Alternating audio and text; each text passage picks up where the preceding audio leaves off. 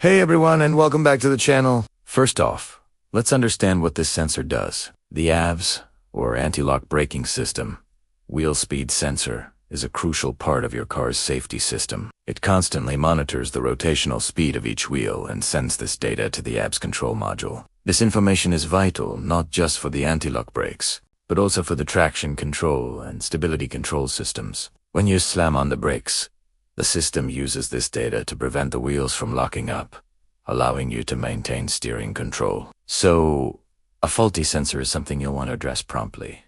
So, you have the C0040 code. What symptoms might you notice while driving? The most obvious sign will be the ABS warning light illuminating on your dashboard. You might also see the ESP or traction control light come on, as these systems rely on the same sensor data. In some cases, you might feel the ABS system activating unnecessarily at low speeds, or you might find that the ABS doesn't work at all in a real emergency braking situation. It's also possible you won't notice any driving difference at all, other than the warning lights. Now, let's get into the diagnosis. Well, the code specifically says ABS wheel speed sensor RF, which stands for right front. It doesn't automatically mean the sensor itself is bad. It's just the starting point. The problem could be the sensor, the wiring, the magnetic reluctor ring, or even the ABS module itself. So, where do you start? The first step is a thorough visual inspection. Safely jack up the front right corner of the car and remove the wheel. Locate the wheel speed sensor. It's usually mounted on the steering knuckle, pointing towards a toothed ring on the wheel hub or CV axle. Look closely at the sensor. Is it covered in dirt, grease, or metal debris? Sometimes, simply cleaning the sensor tip can solve the problem. Next, inspect the wiring and connector. This is a very common failure point. The wiring is exposed to the elements and constant movement from the suspension and steering. Look for any signs of damage, chafing, cracks, corrosion, or breaks in the wire.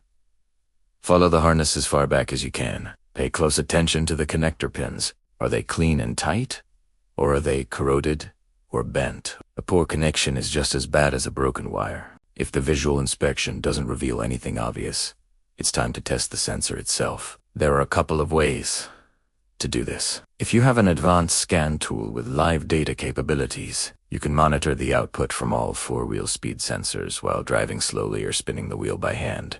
You should see a speed reading from the other three wheels, but the right front will likely show 0 or an erratic reading if it's faulty. Another method is to use a multimeter.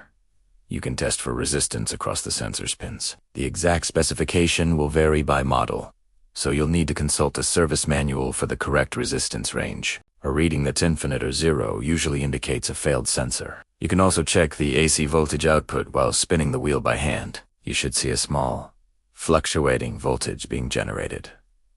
No voltage means no signal. Let's also talk about the reluctor ring, sometimes called a tone ring. This is the toothed ring that the sensor reads. If this ring is damaged, cracked, or has debris lodged in its teeth, it will cause an incorrect signal. Inspect it carefully. On some models, it's part of the wheel bearing or hub assembly, which means if the ring is bad, you'll have to replace the whole hub. So, let's recap the diagnostic path. 1. Scan 4 codes, which you've done. 2. Perform a visual inspection of the sensor, wiring, and reluctor ring. 3. Test the sensor's signal or resistance with a scan tool or Based on your findings, you can pinpoint the cause. Most often, it's a bad sensor or damaged wiring. Replacing the sensor is usually straightforward.